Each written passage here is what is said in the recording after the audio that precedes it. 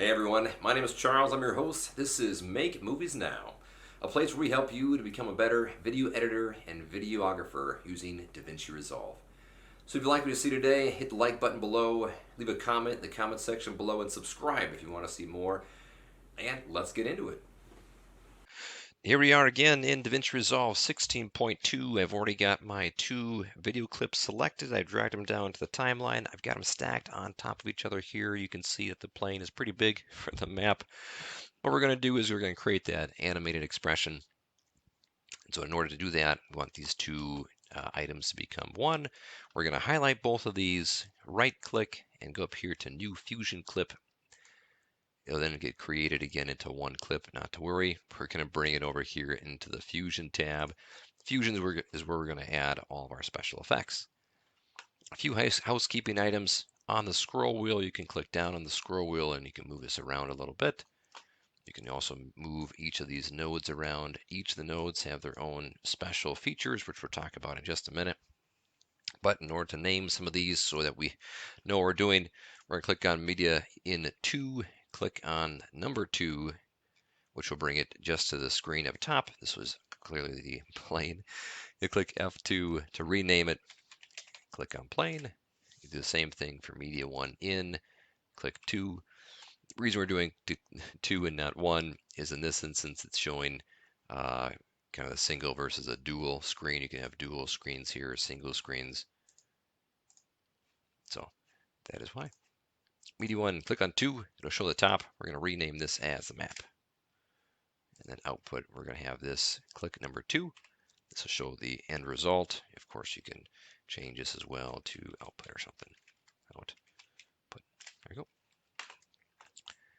A few items that we're going to need here. We're going to start with the plane. Click on the plane node, shift space brings up the tools that we can use. We are going to add a transform node. A transform node is used to change the sizing of an image. So click on the transform node. We're going to size this down a little bit.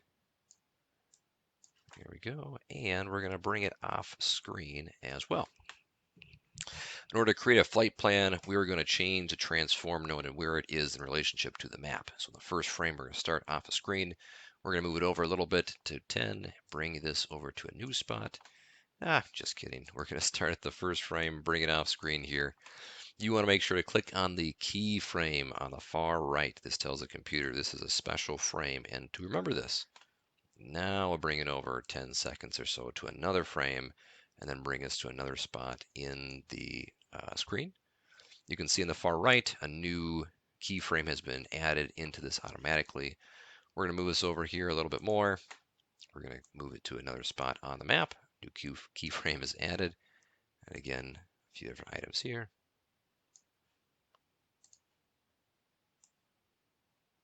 And there we go.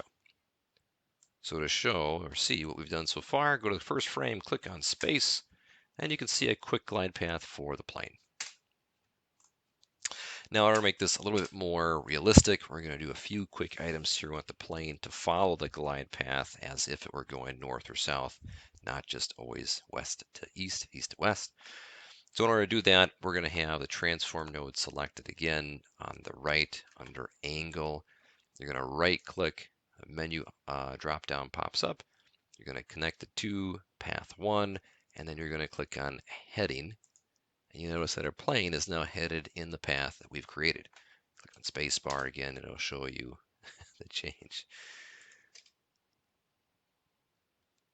So again, to make that a little bit not as messy, with all the different nodes that we have, all different transform nodes, we're going to select all these on the top, select all points, and then we're going to smooth them out so it looks a little bit better. So over here, you click on the smooth tab, click, and you'll see everything has been rounded out. So to see the result, you can then first frame, click on space, and see the result as it follows the path.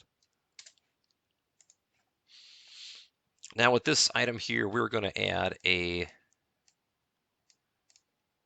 let's see here, we're going to add a color corrector node. So click on transform, shift space to add a color corrector node, add here. Under the color corrector, we're going to change the color to match a little bit more of the background. So I want this to be Let's not do that. Let's do a yellow here. So we've got the yellow selected here. We're going to make this a little bit brighter by clicking on the lift. But if you notice here, the lift will do everything, both the airplane and the map. However, those are two different video items, so we need to separate those. The reason that's happening is because the airplane has, again, its own alpha channel, which kind of messes with things. So in order to separate the two, in the Color Corrector Inspector tab on the right, we're going to go over here under the Pre-Divide Post-Multiply button under Options. Click on that to separate the alpha. Go back to the color correction, and then now you can see that we can just affect the plane. Perfect. There we go. Now, a few different items we're going to add. We want to add a motion to the flight plan. So we're going to click on the map node.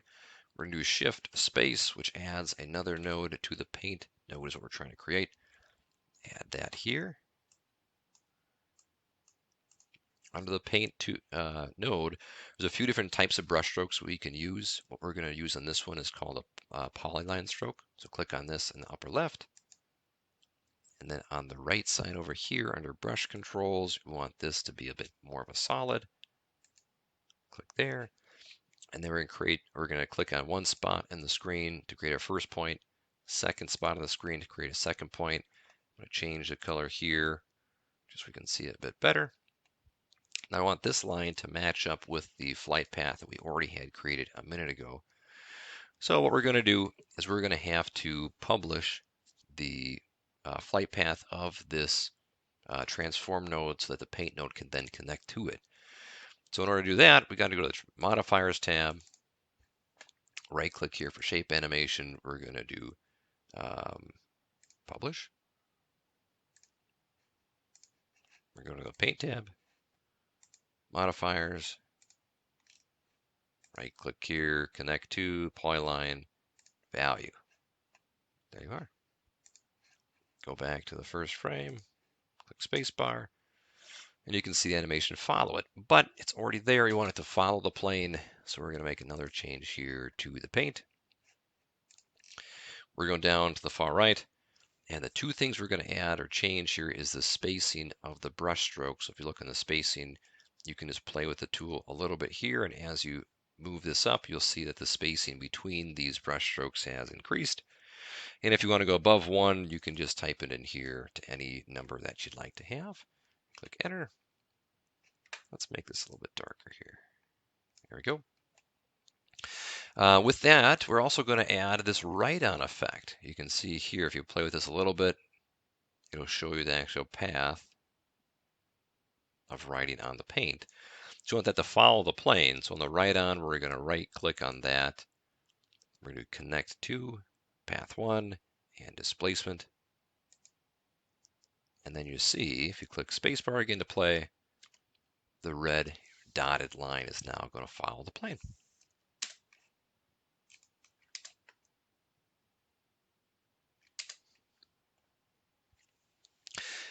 And then the last item that we're going to show you here is a bit more, again, to the animation.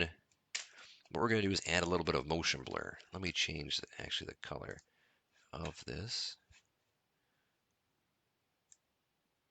There we go. So we're going to add a little bit of motion blur as if it were to stop at one spot and then fast forward and stop at another spot. In order to do that, on the very, very top, you're going to see a spline menu. Click on the spline, go down here, it'll show another screen. Open that up a little bit, and you're going to click on displacement.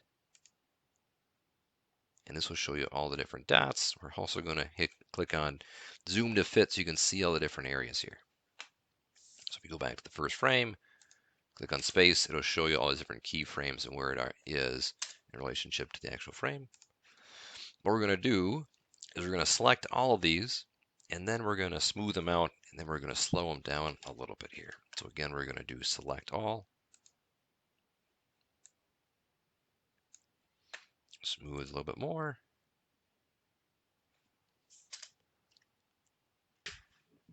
and after a quick reset of the computer, we're back. So back to the items that we've had here. We're going to go into the Spline tool. You'll see all the different points that the transform node had created.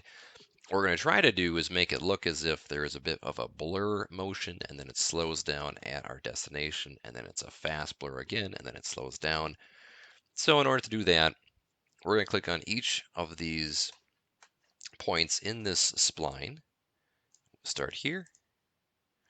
And what we're going to do is we're going to straighten this out just a little bit here.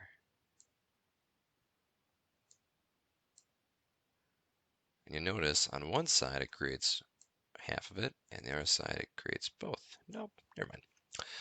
So we're going to straighten that out. That didn't work too well. Second one we're going to click on here, straighten it out a bit. And the next one, same idea, straighten it out. And then what you'll see is a little bit of a blur motion.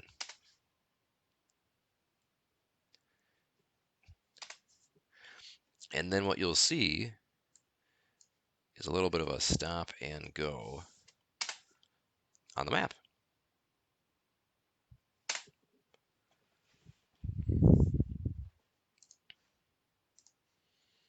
And here is the final edit.